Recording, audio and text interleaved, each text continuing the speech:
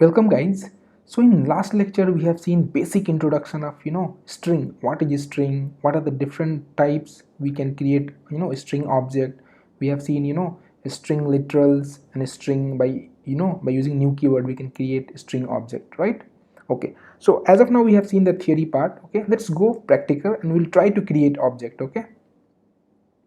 So I have created a separate package and in that I have created a separate class test1. Okay, now I'll try to create a string object by using string literals first. Okay, so string string s1 is equal to, I'll write Pankaj.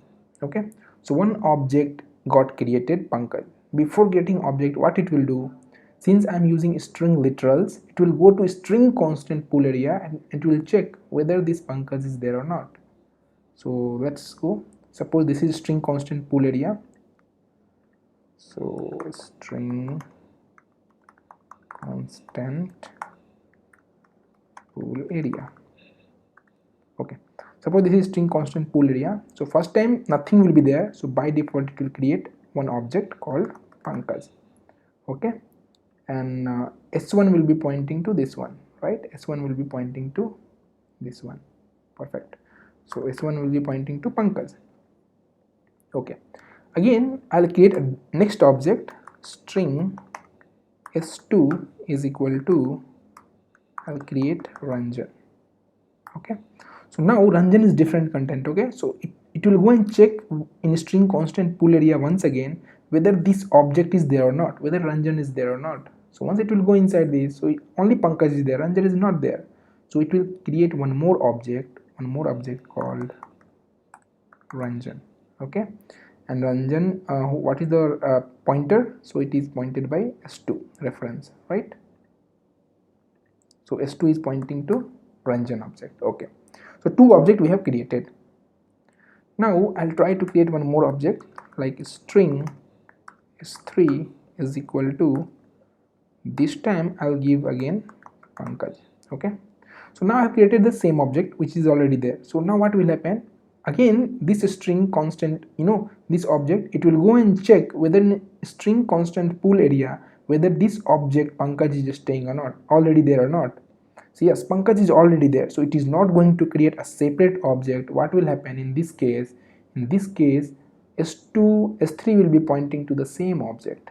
Okay, s3 will be pointing to the same object.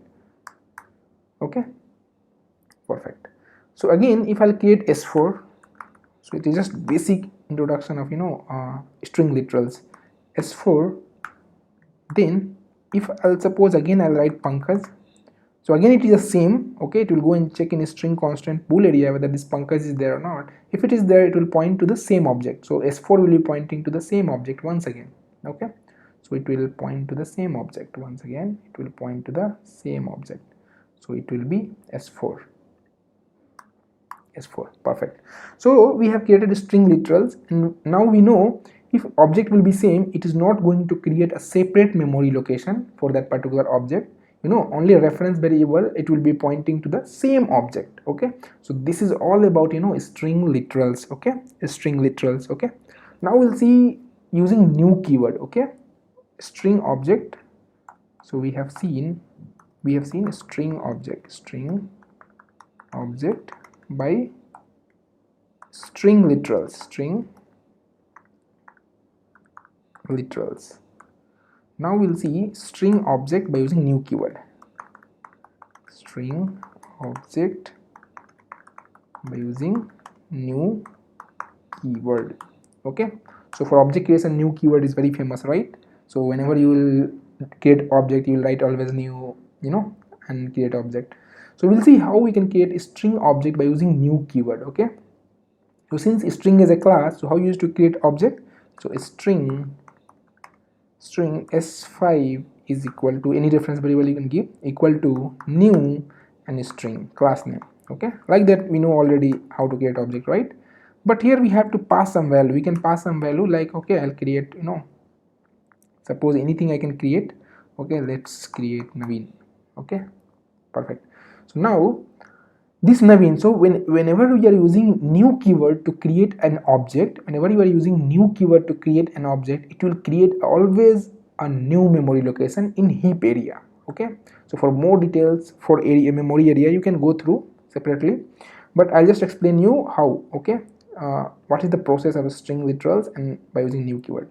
So for this one, for new keyword, it will go in heap area, heap, or you can say that non pool area. Okay, non, or just you understood as of now heap. Okay, heap is one area. It will not go to string constant pool area, it will go in heap area.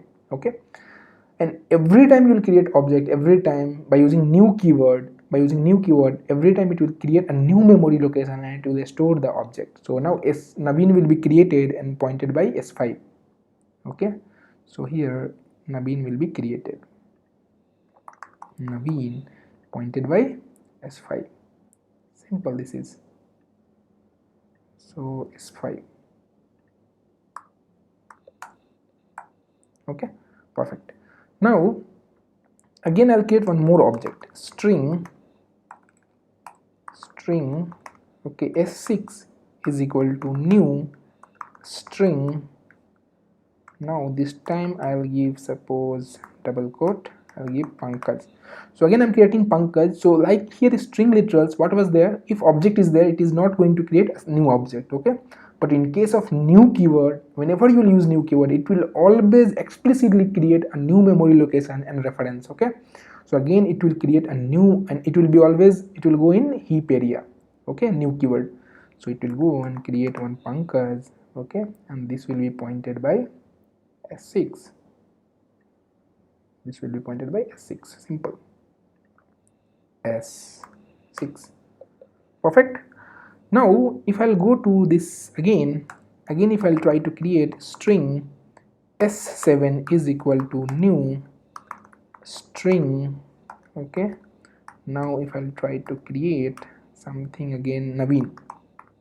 Okay, suppose Naveen. So again Naveen is already there, but still since I'm using new keyword, it will create a separate memory location and store in that memory location, right?